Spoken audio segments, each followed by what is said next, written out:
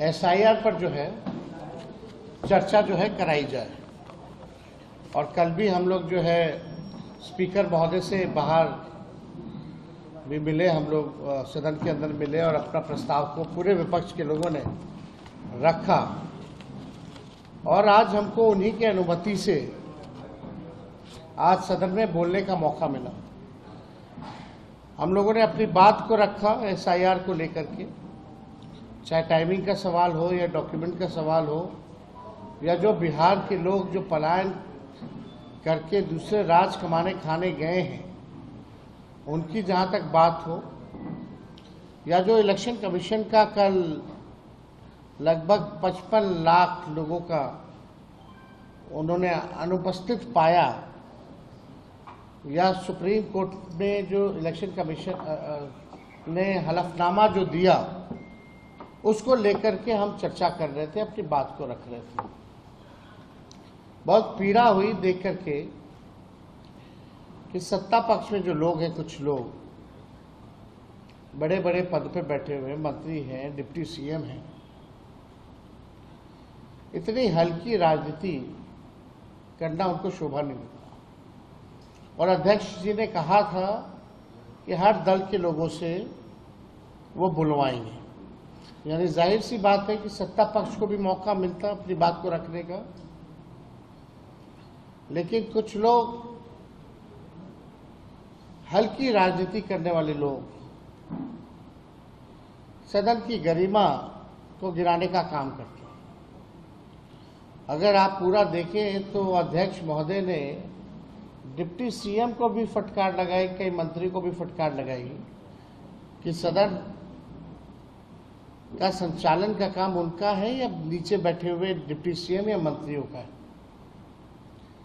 हम तो अनुमति से बोल रहे थे, लेकिन डिप्टी सीएम का कमेंट आता है जो विजय सिन्हा है, जिनको कुछ आता जाता नहीं है, बकवास करने में दिलचस्पी रहती है, हाईलाइट कैसे रहे, कैमरे के सामने बस कैसे बने रहे, खबरों में कैसे रहे, दिन भर उनका काम इसी पर है।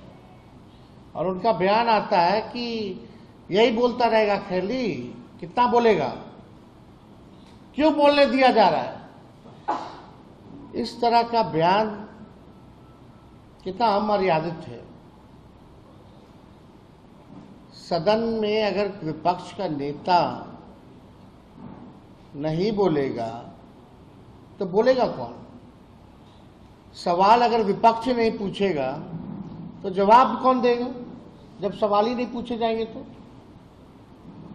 और हम सब लोगों को लगता था कि भाई सब पॉलिटिकल पार्टी अपनी राय को रखेगी एसआईआर को लेकर के, तो बात वहां उखड़ करके आई। आप लोगों ने अगर गौर किया होगा तो कि हमने कहा कि सूत्रों पर ये दोनों उप मुख्यमंत्री जो हैं बयान देने लगते हैं।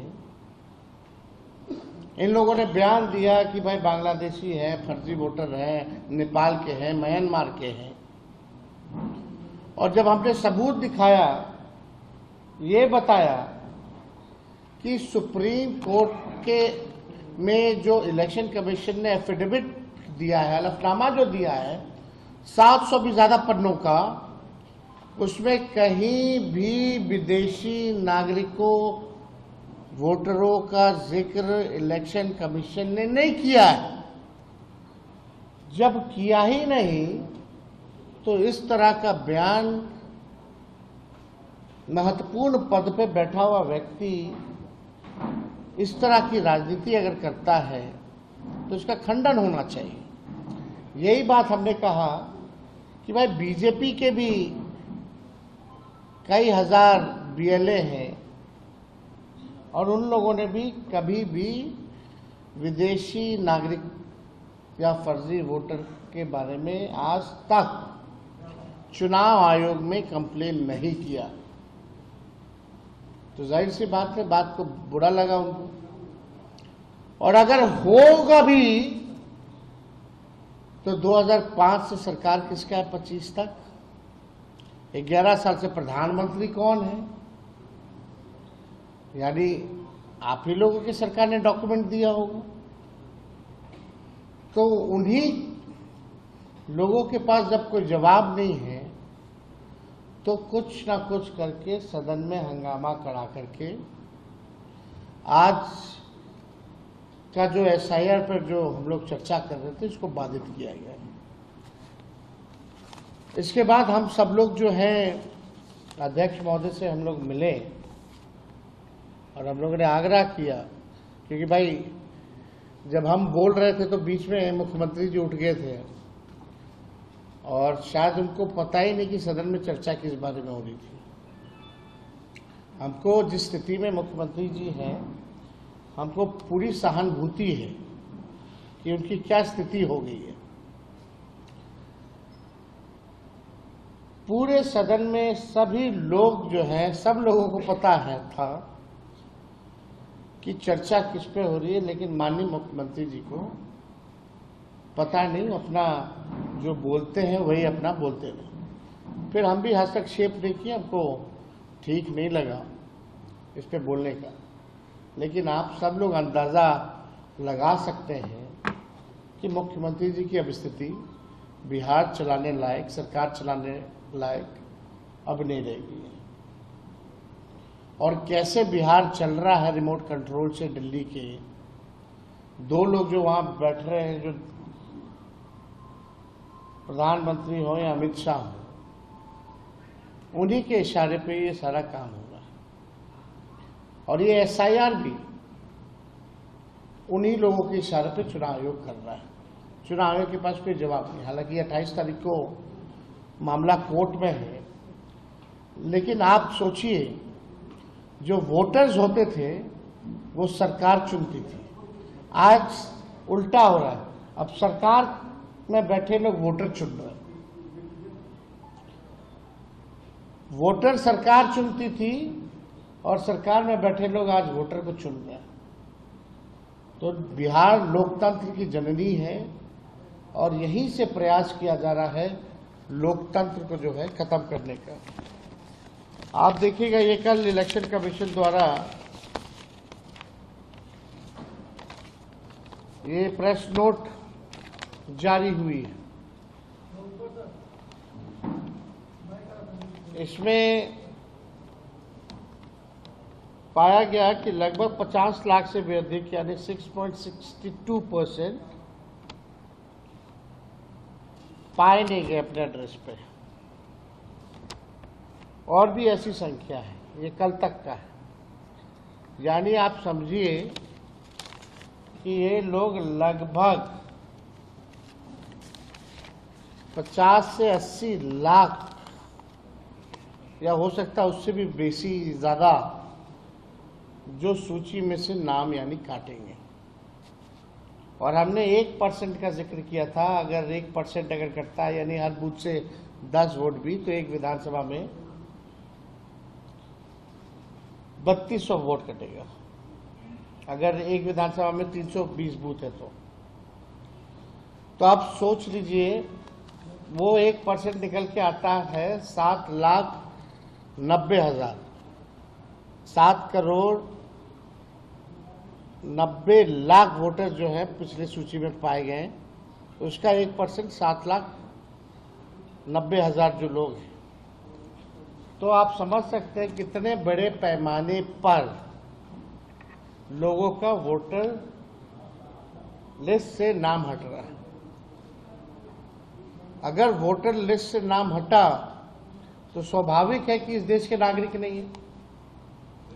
जो नागरिक है उसको तो संविधान ने अधिकार दिया है वोट देने का, और जब नागरिक ही नहीं रहेगा तो आप समझिए कि जो कल्याणकारी योजनाएं हैं सरकार की, चाहे पेंशन हो, राशन हो, सब गरीबों का बंद हो जाएगा, कुछ नहीं मिलेगा। तो ये केवल वोटर लिस्ट बनाने की बात नहीं है, अधिकार की बात नहीं है, बल्कि ये लोग अस्तित्व को ही खत्म करना चाह रहे हैं। तो ये बड़ा सवाल। अब आप ही लोगों के परिवार में किसी का नाम कट जाए तो उसका अस्तित्व ही खत्म हो जाएगा। तो ये बड़ा सवाल है। इसलिए आज का चर्चा गंभीर चर्चा होने वाला था, लेकिन उसमें माननीय मुख्यमंत्री जी का हस्तक्षेप विषय ही नहीं समझ पाए कि क्या था। और उनके जो डिप्टी सीएम हैं, खुरपाती डिप्टी सीएम, उछल कूद में खाली विश्वास करने वाले, वो क्या क्या बोल रहे। अगर भाई वीरेंद्र जी ने जब हमको अगर टिप्पा टिप्पणी करके अगर डिप्टी सीएम बोला कि कैसे बोल रहा है, क्यों बोल रहा है, क्यों बोलेगा, तो भाई वीरेंद्र जी ने तो ठीक ही जवाब दिया। किसी के बाप का थोड़ी है सदन, ये सदन जनता का सदन है, जनता के लिए है, तो इसमें आपत्ति की क्या बात है। उनका नाम तो नहीं लिया इन्होंने, ना उनके पिताजी का नाम लिया। तो जो इन्होंने कहा उसमें कोई गलती नहीं थी। नेता विरोधी दल बोल रहा है, अध्यक्ष महोदय समय दे रहे हैं, तो who is he to speak. वो कौन होते हैं कि सदन को सलाह दें कि कौन कितना बोलेगा, नहीं बोलेगा। और हम धन्यवाद देना चाहते हैं स्पीकर महोदय को कि उन्होंने भी डिप्टी सीएम को जो है लताड़ने का काम किया, फटकार लगाने का काम किया सदन में। अगर वो फुटेज आप लोगों के पास होगा तो जरूर वो चलाइए। और बाहर जाकर के कूद कूद के मीडिया में बयान दे रहे होंगे कुछ भी उल्टा सीधा। भाई जब मुख्यमंत्री बोल रहे थे तो आप हमको देखे होंगे, हम शांति से उनकी बात को सुन रहे थे और सहानुभूति हो रही थी कि बात चल रहा है कुछ, कह रहे कुछ। लेकिन एक सदन की गरिमा है, सदन के नेता अगर कुछ बोल रहे हैं, और जब नेता विरोधी दल और जब सदन के नेता मुख्यमंत्री बोल रहे हैं तो बीच में क्यों टपक रहे भाई, कोई मतलब है क्या। तो हमको लगता है कि जो आज सदन में हुआ वो नहीं होना चाहिए। और इतना गंभीर मुद्दा 14 करोड़ बिहार के लोगों के अस्तित्व पर चर्चा हो रही थी, और इन लोगों ने अपने हल्केपन से जो है आज का जो बहस था बर्बाद करने का काम किया।